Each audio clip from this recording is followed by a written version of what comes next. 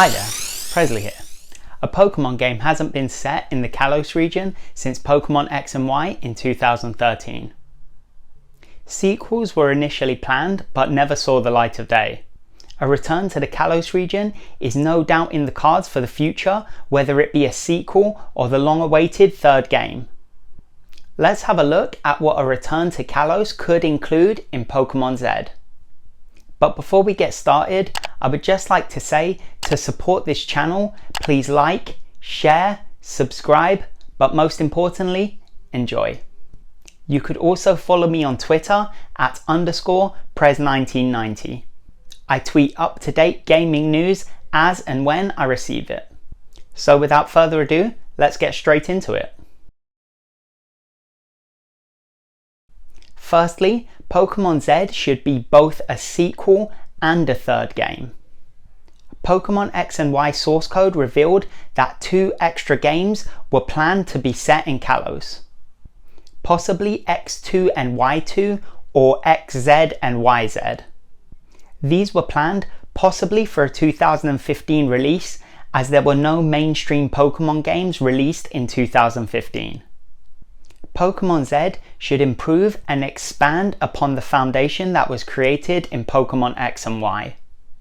It could fix the issues that players had with the original games, like Pokémon Platinum did with Generation 4.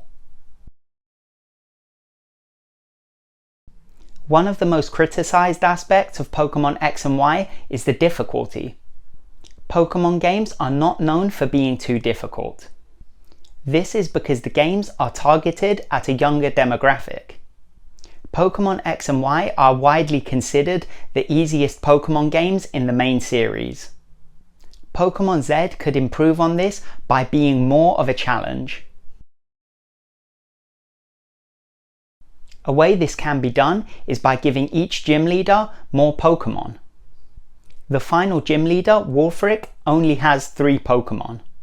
In previous games, the 8th gym leader generally has a minimum of 4 Pokémon. And in the case of Giovanni, sometimes even 5. So if every gym leader was given just 1 more Pokémon, this would make the game considerably more challenging. Another way to make the game more challenging would be if more trainers had access to Mega Evolutions. In Pokémon X and Y, Mega Evolution was rare. Only a handful of trainers were able to use Mega Evolutions. The story suggested that only the chosen ones were able to use Mega Evolutions. However, if this game is a sequel, the story could follow on as Professor Sycamore has unlocked the mysteries of Mega Evolution. This could mean that more trainers have access to Mega Evolutions. All late game gym leaders should have a Mega Evolution when you challenge them.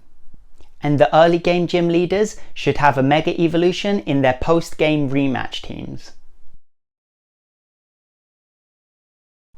On that note, Pokémon Z should include new Mega Evolutions. Surprisingly, there are no Mega Evolutions for new Generation 6 Pokémon. Firstly, there should be Mega Evolutions for all of the Kalos starter Pokémon. There should also be Mega Evolutions for other Generation 6 favourites such as Goodra, Talonflame and Hawlucha. Of course, it wouldn't be Pokémon Z without Mega Charizard Z. Primal forms for Xerneas and Yveltal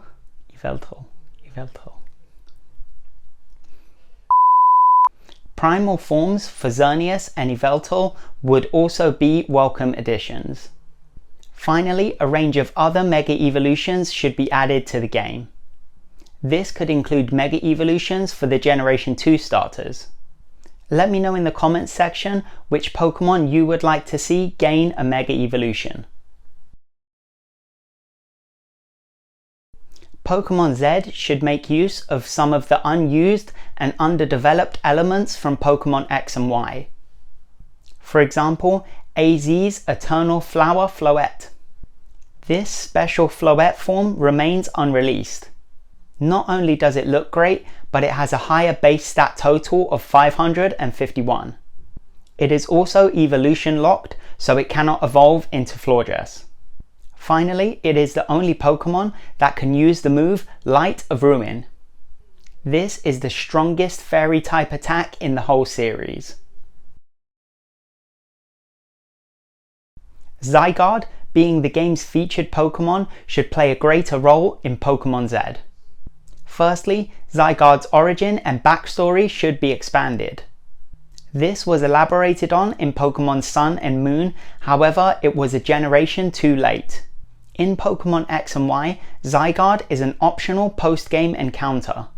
The Pokémon is not mentioned much throughout the game. It is almost completely overlooked. This can be remedied in Pokémon Z. Pokémon Z should find a way to integrate Zygarde into the main story. There should be lots of foreshadowing throughout the game for an epic encounter later in the game. A way that Pokémon Z can improve Kalos is by expanding the region.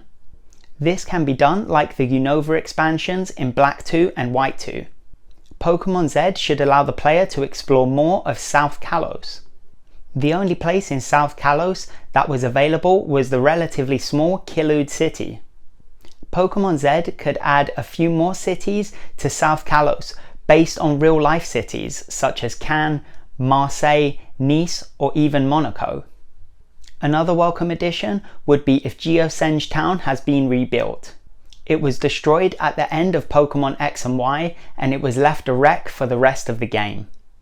This would be a great opportunity to rebuild the town and include more to do there. Finally, the locked doors on Route 13 should be used. They could lead to parts in the power plant in the post-game where legendary Pokémon can be caught. Speaking of post-game, Pokémon Z should have more things to do after becoming champion. It should include an exciting post-game epilogue. Pokémon X and Y had quite a poor epilogue. It had a weak and wordy post-game story.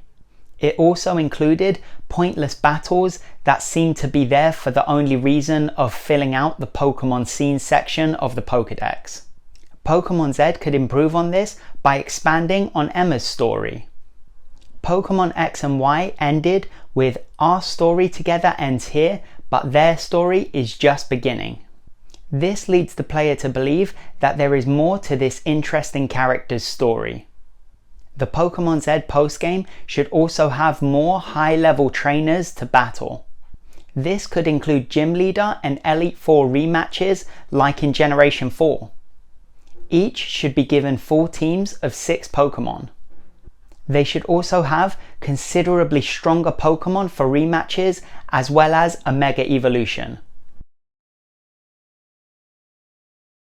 Pokémon X and Y had a disappointing amount of legendary Pokémon to catch. The player can only catch 4 legendary Pokémon. That's the same amount as in Pokémon Red and Blue. Pokémon Z should have a wide range of legendary Pokémon from all generations available to catch. The game should also find a way to integrate both Xerneas and Yveltal into the main story. The player should be able to catch both of those legendary Pokémon.